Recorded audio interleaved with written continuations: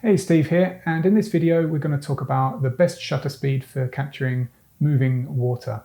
Now before we begin, just a quick note on the lights in the background. They are a new addition to this room just for these videos that I've decided to start making, where I've turned the camera on myself so that I can talk to you guys face to face. I haven't decided on the best color. This is the first one I'm going with. If you stick around to the end of the video, then I'll show you some of the other colors and you can let me know which one you prefer. Now let's crack on with this tutorial. So when it comes to the best shutter speed for capturing moving water, there are two ways that you can go. You can either go for the totally sort of fast, frozen, freeze frame of a fast action shot, where the water is captured perfectly sharp, or you can go the other way, which is what I suspect a lot of people are actually asking about when they ask me, particularly, what's the best shutter speed to use, because most of my images are seascapes, and they use that kind of flowing motion effect of the water with the slightly longer shutter speed. What you need to think about is how far the water is going to be traveling across your frame during the time that the shutter is open. So there are two things that are going to dictate that and how fast the water actually moves across the frame from left to right or right to left or whatever. That is the distance the water is from your camera and the speed that the water is actually moving. So it's all about the combination of those two factors, how fast the water is moving and how far it is from your camera. Because let's say, for example, the closer the water is, or the closer your camera is to the water, let's say a particular piece of water is going to move 1 meter from left to right. Now, if that's happening a meter in front of your camera, then it's going to travel, that 1 meter takes up a massive portion of your frame. But if that particular bit of water was 100 meters away off in the distance, then that 1 meter relative to your camera and your field of view is going to be so tiny that it's going to barely look like it's moved at all. So the really rough kind of general rule that you can go out there just thinking about without having to memorize anything complicated is that, quite simply, the closer the water is to your camera, the shorter shutter speed you're going to need to capture the movement, and obviously the reverse of that, the further it is away, the longer shutter speed you're going to need to capture the same effect, or for that water to move the same distance across your frame.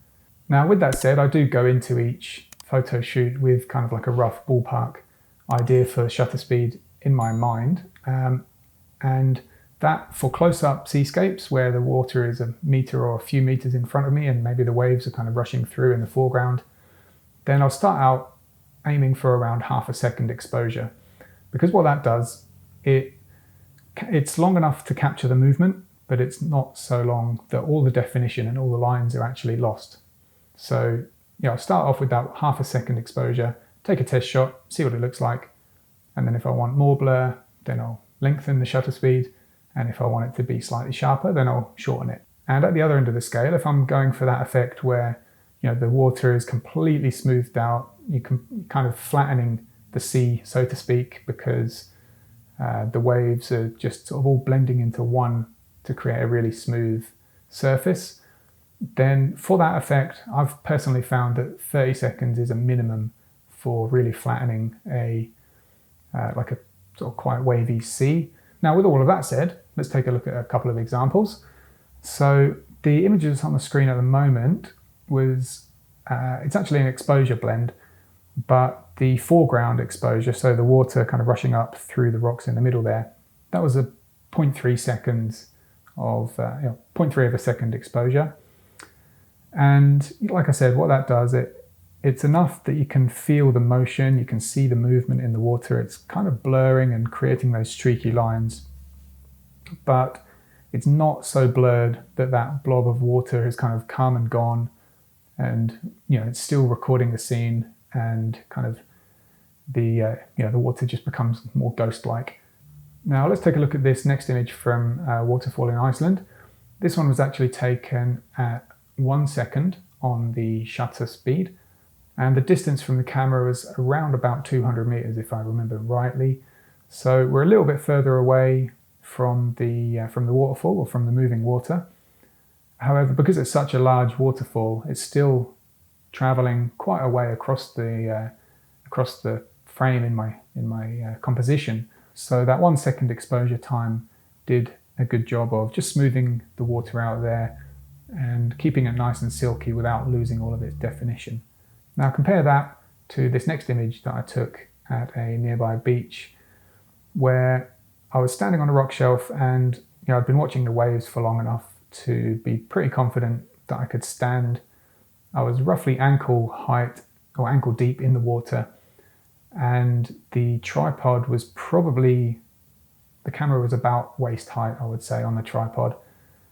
And what this allowed me to do is get really, really close to the water.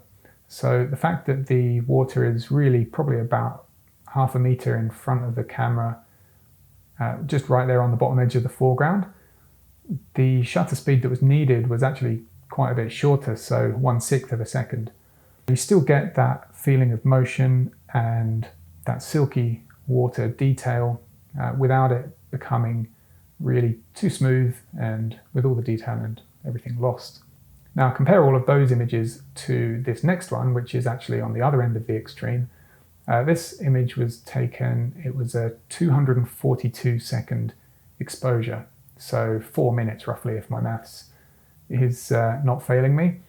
So this is a 4-minute exposure, and as you can see, that's completely smoothed out the water there. So it's given a completely different look and feel to, almost to reality really. It's almost become a painting in a way.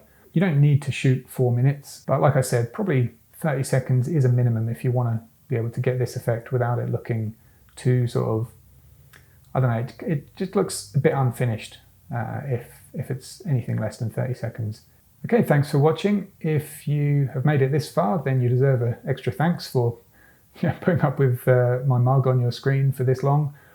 Now, I did mention at the beginning that I would show some different colors on these lights, so let me know which one you like the most. Now, I actually quite like the orange.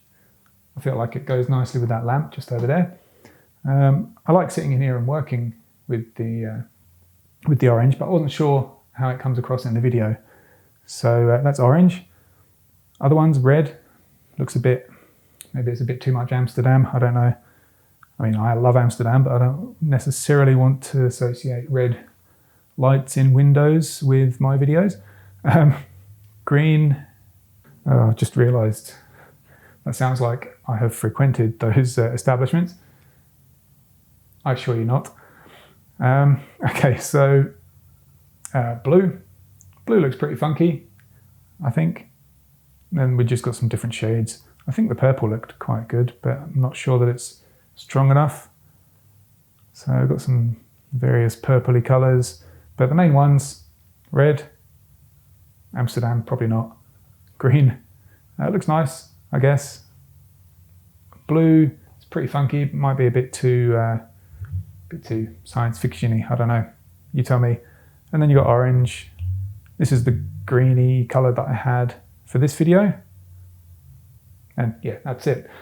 So let me know which one you like the most in the comments, and well, if anybody replies, then I'll be surprised. But yeah, I guess I'll use whichever one gets the most comments or votes. So don't stitch me up with Amsterdam. Thanks for watching. I'll see you next time.